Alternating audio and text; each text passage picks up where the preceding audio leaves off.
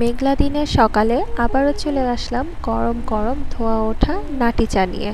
আর এই চায়ে এলাচ, দারুচিনি, গরম মশলা, আদা এবং তেজপাতা দিতেই হবে, কারণ এটাই কিন্তু এই চায়ের ফ্লেভারটাকে চেঞ্জ করবে এবং টেস্ট বাড়াবে।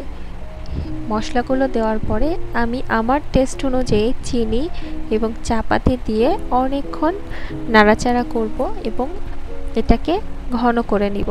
যতক্ষণ পর্যন্ত ঘন না হবে ততক্ষণ পর্যন্ত কিন্তু আমি এটা নাড়তেই থাকবো।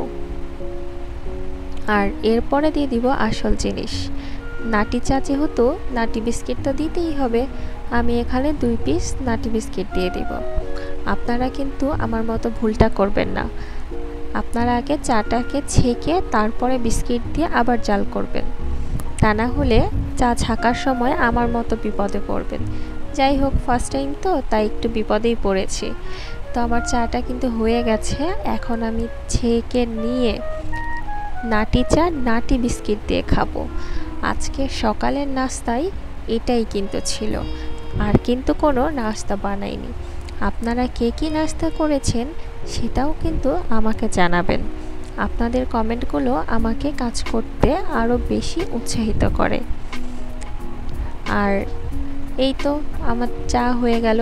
আর দেখতেই পাচ্ছেন যে আমি কি বিপদে পড়েছি। চা যদি আগে ছেঁকে নিয়ে তারপরে বিস্কিটটা দিতাম তাহলে কিন্তু এই বিপদটা হতো না। তো যাই হোক, আপনাদেরকে আগে থেকে সতর্ক করে দিলাম। ইনশাল্লাহ আপনাদের আর এরকম ভুল হবে না, আপনারা আমার মতো বিপদেও পড়বেন না, আর প্রথমেই সাকসেস হয়ে যাবেন নাটি চার ক্ষেত্রে।